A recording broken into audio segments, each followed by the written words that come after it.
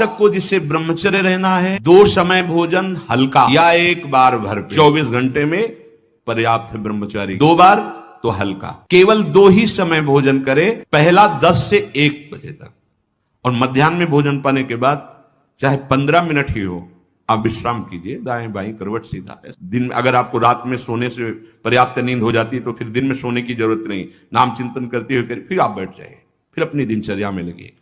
शाम के 8 बजे तक भोजन हो ही जाना चाहिए, क्योंकि घंटा आध घंटा टहलना अपनी दिनचर्या, और फिर आप शयन कीजिए, फिर आप जग जाइए समय से। अगर आपको भगवत मार्ग में संयम पूर्वक चलना है तो आपको इस सुधारना होगा। बहुत गर्मा गर्म भोजन ब्रह्मचारी को नहीं करना चाहिए, उससे आपके ब्रह्मचर्य पे फर्क पड़ जाए। ताजा भोजन है पर धुआं नहीं उठना चाहिए, शांत। ये गर्मा गर्म जैसे हो ना, बिल्कुल नहीं। भोजन हमेशा सात्विक, ताजा, सादा होना चाहिए। जो जैसे रोटी ये सब मठरी आदि जैसे 1-2 दिन, मीठा आदि 1-2 दिन, लेकिन जैसे रोटी आदि ये शाम की बनी सुबह नहीं पाई जा सकती, क्योंकि उससे फिर बुद्धि में प्रमाद और तमोगुण बढ़ने की चेष्टा। बासी अन्न नहीं, ताजा अन्न, बहुत गर्मा गर्म नहीं, सात्विक अन्न, और कम से बहुत लाभ होता है। आपकी सारी जीवनी शक्ति आंतों में पचाने में लग जाती है। अच्छा, एक बार पच नहीं पाया, दोबारा फिर उतना ही जान लिया, तो भजन क्या करोगे? अगर आप अन्न को उतना ही सीमित पाए जो आपके भजन में विक्षेप न डाले। बहुत नमकीन, लाल मिर्च, गरम मसाला, कचौड़ी, पकौड़ी,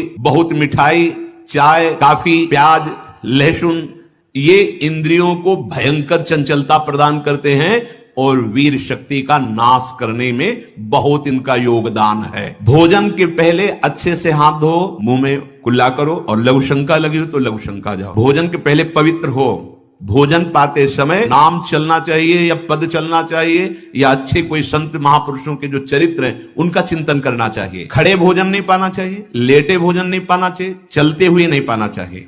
भोजन होने के बाद 100-200 कदम चलना चाहिए, टहल करके। दिन में 15-20 मिनट विश्राम। रात्रि में भोजन के बाद आधा पौन घंटा नाम जप, माला उठाओ, छत में या कहीं जैसा हो, आराम से भगवत चिंतन करते हुए टहलो, इन्हें तुरंत पा करके फिर। उपासक को 3 लीटर पानी पीना ही चाहिए। उससे पेशाब के द्वारा बहुत सी जो शरीर को कष्ट देने वाली पित्त आदि ये सब तैयार वो निकल जाते हैं। जल पीते समय धीरे धीरे आराम से पीना चाहिए, गट गट गट ऐसे नहीं। भोजन के समय आपको पानी नहीं पीना है।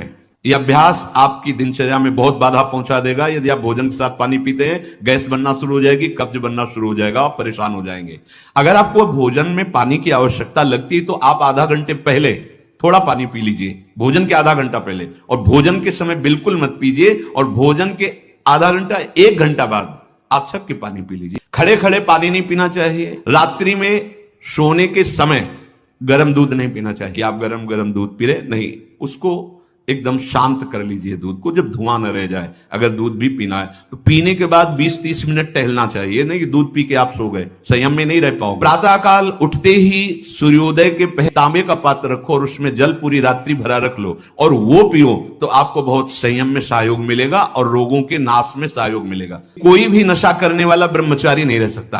कि आपकी पहली सीढ़ी ब्रह्मचर्य है। यदि आप ये हस्तक्रिया या किसी भी तरह से गंदी आदतें पूर्व संस्कारवश कुसंगवश हैं तो आप छोड़ दीजिए, हिम्मत कीजिए, एक बार जलिए, एक बार नियम ले लीजिए, मैं ऐसा नहीं करूं। खान पान कीजिए और सोने का एक निश्चित समय रखिए, और जिस समय आप ऐसी हरकतों को करते हैं वो समय आप माला लेकर बैठिए। जब तक गाढ़ निद्रा का आवेश ना हो तब तक आप अपने को स्वतंत्र मत छोड़ दीजिए कि पड़े पड़े चिंतन, फिर गड़बड़ हो जाएगा। आप सोने जा रहे हैं और आराम से दरवाजा बंद किए और लेट गए और मोबाइल हाथ में, सर्वनाश की स्थिति आप में आ ही जाएगी। क्योंकि एकांत में मन बहुत बलवान होकर इंद्रियों के साथ भोगों का चिंतन करता है। विद्वान इंद्रिय ग्रामो विद्वानम अपि कर्षति। जहां एकांत होंगे, मोबाइल हाथ में है, वो आपकी दुर्गति करने का बहुत बड़ा साधन बन जाएगा। पहला काम, कमरे में जब जाओ स्विच ऑफ कर दो, बिल्कुल जैसा कहें। माला उठाओ या कोई महापुरुष का चरित्र उस समय पढ़ो, वो आपको थप्पड़ की तरह लगेगा, और चरित्र पढ़ के उसी के चिंतन करते हुए सो जाओ, या माला लेकर के जब करते जब नींद आए तब सो जाओ।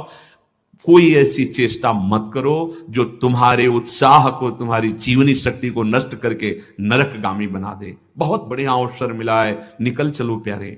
बार बार आप देख रहे हो कि आपकी दुर्दशा कर रही चेष्टाएं, आप जो कहते हो मैं छोड़ नहीं पा रहा, उसका कारण है आपका निश्चय।